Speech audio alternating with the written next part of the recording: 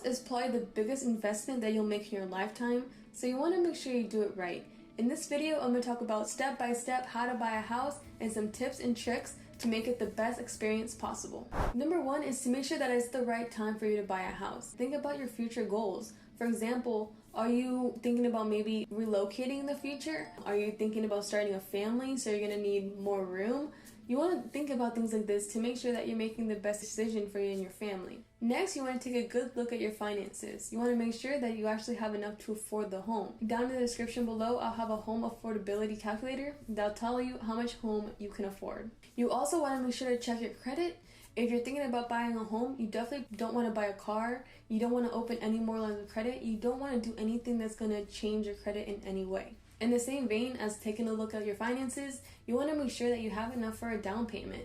No longer are the days where you have to have 20%. There are some great loan programs out there that let you just put down 3 to 5%. You'll want to make sure that you have enough money saved up because there are some things that are unexpected that might pop up. Closing fees, appraisal fees, title fees, so these things can add up, so you definitely want to make sure that you have a buffer and a cushion to be able to accommodate for each of these things. So you've probably already done this step, but think about what type of home you like. What area you would like to be at. Think about some details. For example, do you want a detached house or is a townhouse okay? Do you want a big yard or you don't need a yard? Do you want a garage or street parking okay? Do you want to be close to certain things like parks or the mall?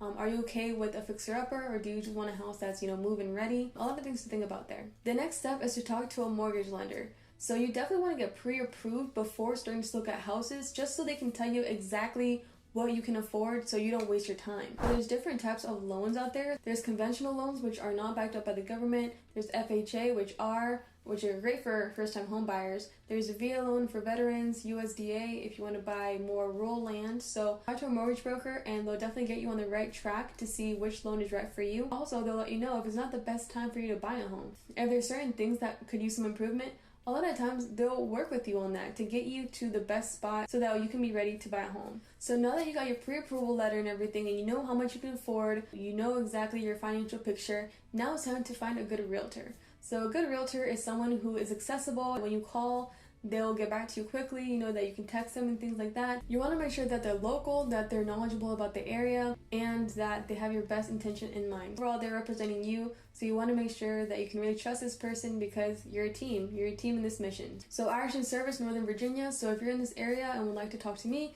you can schedule a free consultation down below. I would love to hear from you. So now comes the fun part. Now it's time to actually look for homes, to get your boots on the ground and start seeing these places in person. Your realtor should have some auto emails set up so that way when new houses come on the market, they can be sent straight to you. And whenever you want to see a home, just call them up. It's good to go with a realtor to see the houses because usually they'll know a lot about the area and the neighborhood, and also they can ask some questions about the houses that you might not think to ask.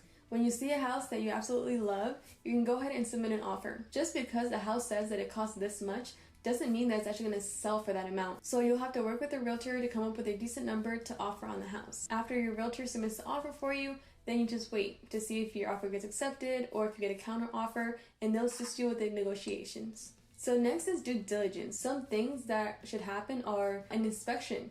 That way you can see exactly what is the condition of the house. An appraisal. If you're getting a mortgage, a lot of times the lender is going to want an appraisal to see exactly how much the house is worth. They don't want to lend a specific amount then to find out the house is way less than that, right? Home warranty. Now sometimes the seller pays, sometimes the buyer pays. This just makes sure that the house is insured in case anything happens, like an appliance breaks down between the time you make an offer until closing. So this just covers that period. This is also a time where you can negotiate. If something comes back in the inspection report that you didn't know, you can negotiate. Either have the seller fix it or have the seller give you a credit back at closing. Okay, last step, time to close. So this is like finally reaching the finish line, right? It's like a group project, a team project that's finally reaching the end. So pretty much what the closing is the title is being transferred from the seller's name into your name, and also the funds are being transferred obviously from you and the mortgage lender to the seller. So it's pretty much just like a transfer of stuff, right? So in the end, you should have your keys, they should have their money, and all is well. Of course, sometimes things, happen in the process, but if you have a good realtor, they should be able to help you out along the way. Like I said before, I'm a realtor in Northern Virginia. If you're ready to buy a home, or if you're not quite ready to buy a home, you just want to know what it would take to be able to buy a home, feel free to contact me. I'll definitely connect you with some valuable resources. Click here to watch another one of my videos. Thank you so much for watching, and I'll see you next time. Oh.